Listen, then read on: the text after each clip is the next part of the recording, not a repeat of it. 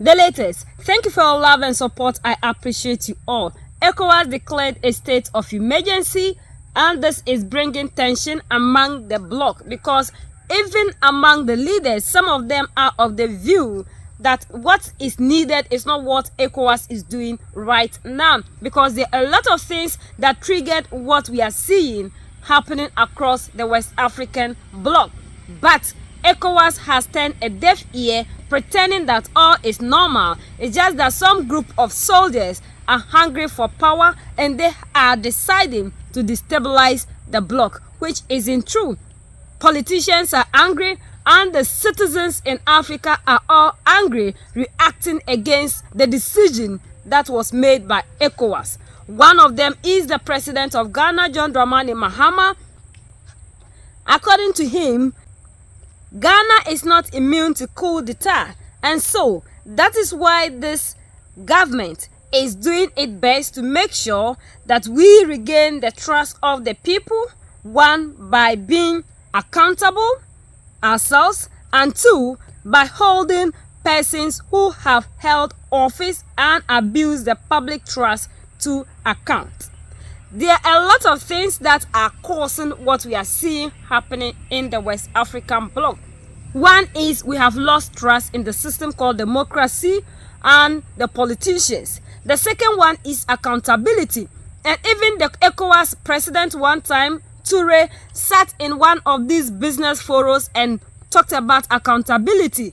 We've also seen that leaders are holding on to power without living, like what we are seeing in Togo. People changing the constitution to make sure that they stay in office for a very long time or even till they die, and nothing happens. So the people in Africa, specifically West Africa, are reacting to the decision of Ecowas because we all believe that Ecowas failed its members, and that is the reason to which Mali, Niger, and Burkina Faso left the bloc, because according to them, this bloc isn't helping the people. They are not fighting for the people, but rather fighting for the interests of other people. People say we're an oasis of peace in a turbulent sub-region, and there are two new developments. One is the penchant for coup d'etats, and you saw what happened in Benin recently and Guinea-Bissau. And so it's something that the regional body, has to look at. Happily, we have an ECOWAS meeting coming up on the 14th. So I'm sure that that is going to be a major point of this discussion. But like I've always said, for those of us who practice democratic governance, we must let our people have faith that democratic governments can deliver the kind of opportunity and development that they are looking for. It's when they lose faith, and that was beginning to happen, in the run-up to the campaign of last year. You could see a certain cynicism where young people said, look, even this voting is useless. I go and vote every 4 years and I don't see what difference it makes into our lives. And so one of my major campaign messages was that, look, we have a last opportunity to keep the faith and trust of our people in the political elite. Otherwise, Ghana is not immune to coup d'etats. And so that is why this government is doing its best to make sure that we regain the trust of the people. One, by being accountable ourselves, and two, by holding persons who have held office and abused the public trust to account. As far as I'm concerned, the ECOWAS leaders are wasting their time. If they don't do the needful, they are just wasting their time. Look, the world has moved on. The world has moved on and left us behind. If there is no good governance, people will grumble. Mr. Okoro, go and tell those ECOWAS leaders that if they don't entrench good governance in West Africa, even the very sand on the ground will rise up against them. Barrister, is that not what they are doing? What are they doing?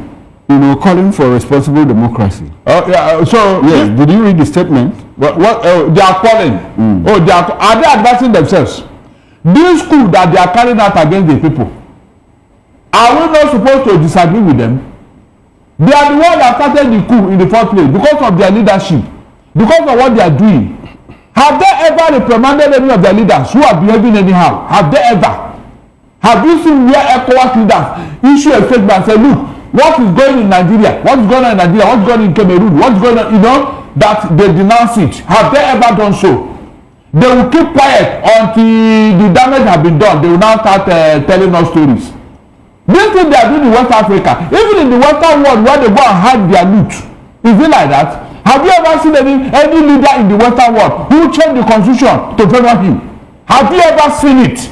Tell me.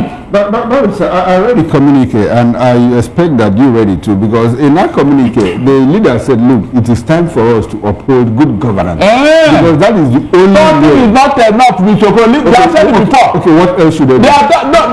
Action. Let them put it in practice, and there will be no queen anywhere in West Africa. Let them put it in practice. Mr. Okoro, you have states that you are supposed to be controlling in West Africa as Ecowas states. And then a foreign power is intimidating that particular state, taking their mineral resources, taking everything they have. And you, Ecowas leader, you were there. Instead of you to say, no, this is not right, and then come to the aid of your member, you went to bed with them. What does that tell you? You went to work with your what? With your oppressor. You don't know why Niger and the Burkina Faso worked out. Go and look at what France is doing to that country. And you Ecowas that are there. So because of time, George, I think that ECOWAS declaring the state of emergency in the sub-region, I find it very disturbing. One, the institutional legitimacy, the legal propriety, and whether ECOWAS itself is not part of the problem is purporting solving. You see, I don't know whether who have done this to us as black people. I don't get it. You see, the uncomfortable truth is that the organization has correctly diagnosed the problem we face. They spoke about elections and electoral inclusivity. But they ran away from the uncomfortable truth. You see, the organization has been selective in condemning certain coups when it is politically convenient for them. And by so doing, they have become a vehicle or an instrument of legitimizing incumbent governments instead of protecting democracy. Okay. Togo. Look at Togo. Look at Cote d'Ivoire. Cote d'Ivoire. How? And I found it difficult that our president attended the inauguration of Alassane Ouattara. We should call it out what it is. It is wrong, and it is a dent on our democracy. How constitutional was that elections? Have you forgotten what we did to Gbagbo? And you see Guinea, the election that happened in Guinea, the president knew he had lost the elections, so they orchestrated that. You see the force ECOWAS move in Benin. Do you know that the coup they are purporting to have occurred was orchestrated by the government itself? And you see the force ECOWAS move in with the protective elements and things. Nigeria sent fighter jets when it cannot even contain security at its own backyard, George. You see the hypocrisy. So to me, I think we are gradually going back to the era of what? Colonization. We don't have leaders. Okay. Our leaders are puppets of the West. All right. And we must wake up. Because of time, I really wanted to diagnose things. Like what we are seeing in Benin Republic, that we are having ECOWAS leaders running to go and make sure that France's interest remains in Benin Republic, and not what we are going to be doing right in order to safeguard our resources. African youth are asking, why is it that we have armed groups terrorizing the bloc and ECOWAS isn't declaring a state of emergency? We've also seen that politicians are becoming billionaires overnight, yet the bloc isn't declaring state of emergency. We've also seen how people are changing constitutions to remain in office forever and ever, Togo, Ivory Coast, and the rest.